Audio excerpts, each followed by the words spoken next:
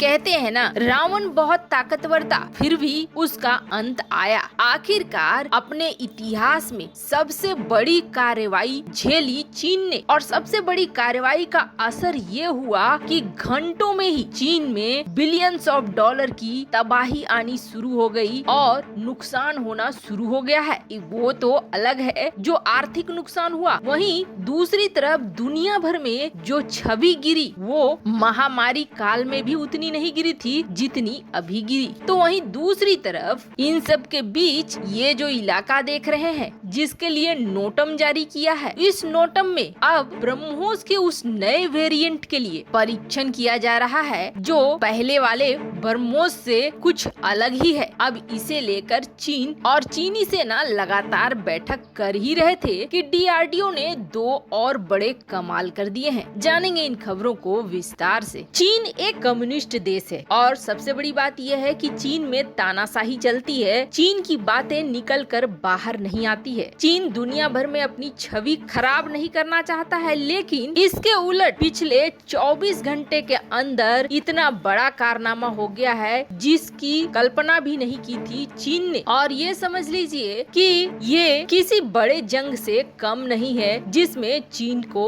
उतार दिया है। और हुआ क्या है, तो सबसे पहले आप ये जान लीजिए कि विवाद खड़ा हुआ है इस टेनिस प्लेयर से, पेंग शुई नाम की ये टेनिस प्लेयर जिसने चीन को एक नई ऊंचाई पर पहुंचाया और नंबर 1 खिलाड़ी बनी। अब इससे आप समझ सकते हैं कि ये दुनिया भर में कितना नाम कमा चुकी है और क्या पद रखती है। पर हुआ ये कि ये अचानक से गायब हो गई सोशल मीडिया पर एक पोस्ट डालने के बाद। आखिर इस पोस्ट में था क्या? इस पोस्ट में ये था कि चीनी सीसीपी पार्टी के किसी बड़े नेता ने पेंग शुई का शोषण किया। अब ये पोस्ट डालते ही सबसे पहले तो ये पोस्ट धड़ाधड़ डिलीट हो गए। उसके बाद जितने भी सर्च प्लेटफॉर्म है चीन के, उन सब में अभी इस टेनिस खिलाड़ी का नाम डालने पर कोई रिजल्ट नहीं आने लगा। मतलब तुरंत किलेबंदी कर दी गई, साथ ही साथ पेंग शुई भी गायब हो गई। अब हालात ये हो गए कि कई सारे फेमस टेनिस प्लेयर इसके बारे में खोज खबर लेने लगे और ये मांग करने लगे कि पेंग शुई आखिर कहाँ है।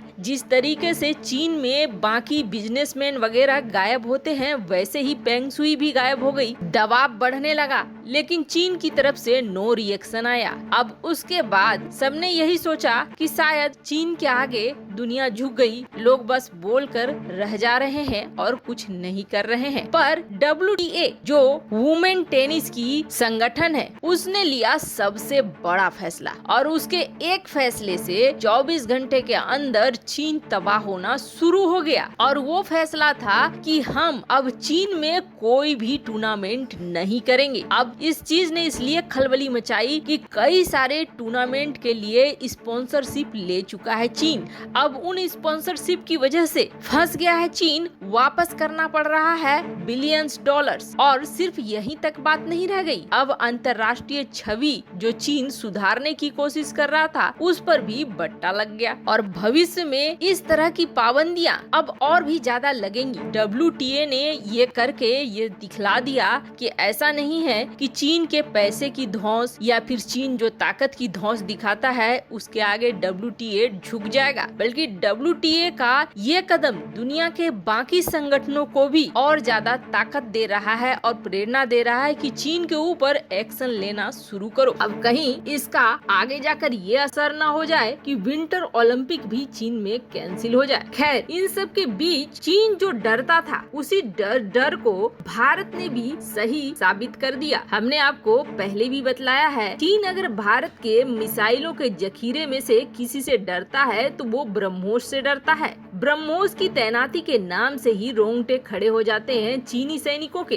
पर अब इस नोटम के जारी होने के बाद तो ये समझ लीजिए कि चीन तुरंत अपने डिफेंस पर्सनल्स के साथ डिस्कशन पर बैठ चुका है। और ये नोटम भारत ने खुलेआम जारी कर दिया है, ये भी बता दिया है कि वो किसके लिए इस नोटम को जारी कर रहा है। DRDO अपने पुराने खतरनाक वाले फॉर्म में लौट चुकी है। अब हाल में सीमा पर बहुत सारे सैनिकों का जमावड़ा कर रहा है, बहुत सारे हथियारों का जमावड़ा कर रहा है, डिफेंस सिस्टम लगे हुए हैं, टैंक लगे हुए हैं और बॉम्बर्स, फाइटर जेट सबकी तैनाती कर रखी है चीन ने। अब भारत के DRDO ने इसका सबसे आसान और पक्का इलाज निकाला है, एक ऐसा मिसाइल जो इन सारे जमावड़ों को एक बार में खत्म कर दे। मतलब जिस तैयारी को लेकर चीन बहुत ज्यादा आक्रामक हो रहा है उसको पल भर में खत्म करे। खास तौर पर इसी काम के लिए इस नई मिसाइल का परीक्षण हो रहा है। अब भारत इस वक्त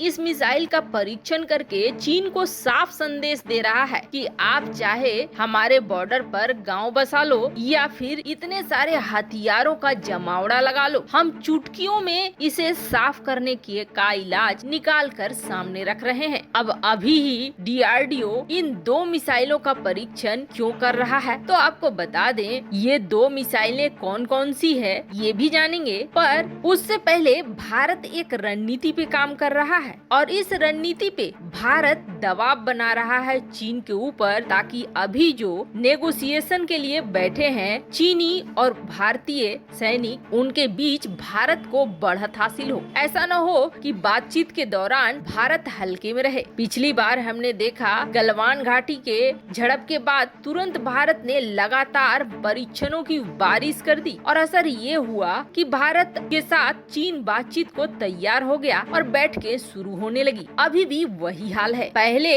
हथियार का परीक्षण हो रहा है 7 से 8 दिसंबर के बीच में और दूसरा 8 से लेकर 9 दिसंबर के बीच में बंगाल की खाड़ी में, और इसके लिए खास तौर पर नोटम भी जारी कर दिया गया है और ये नोटम वार्निंग है 350 किलोमीटर की एरिया तक। इसका सीधा मतलब है कि ये जो तारीखें दी गई है इन तारीखों के बीच कोई भी कमर्शियल फ्लाइट्स इस इलाके में इस रेंज में नहीं उड़ेंगी, ताकि इस एरिया में कोई हादसा न हो जाए। बिल्कुल साफ रखा जाएगा इस एरिया को। अब इसमें पहली मिसाइल है ब्रह्मोस ए, जो नया वेरिएंट है ब्रह्मोस का। ये एक एयर लॉन्च मिसाइल है, यानी लड़ाकू विमानों द्वारा इसे छोड़ा जाएगा। वहीं दूसरी मिसाइल है रुद्रम 2। अब रुद्रम 2 का इस्तेमाल भारत 2 तरीके से करने वाला है। एक तो ये एंटी रेडिएशन मिसाइल है, यानी दुश्मन के मिसाइल डिफेंस सिस्टम को तोड़ने के लिए इसका इस्तेमाल करेगा। वहीं दूसरा जो मिलिट्री इंस्टॉलेशन है, यानी ये जो जमावड़ा लगा रखा है हथियारों का, उसे भी तबाह करने के लिए रुद्रम 2 का इस्तेमाल भारत करेगा। अब इसके लिए बड़ा ही यूनिक तरीका इस्तेमाल किया गया है, क्योंकि जहाँ भी जमावड़ा रहता है इन इंस्टॉलेशन का या छावनी का, वहाँ रडार जरूर होते हैं और रडार और मिसाइल डिफेंस सिस्टम ये रेडिएशन निकालने वाली उपकरणें हैं, जिसको पकड़कर रुद्रम सीधे वार करता है। वैसे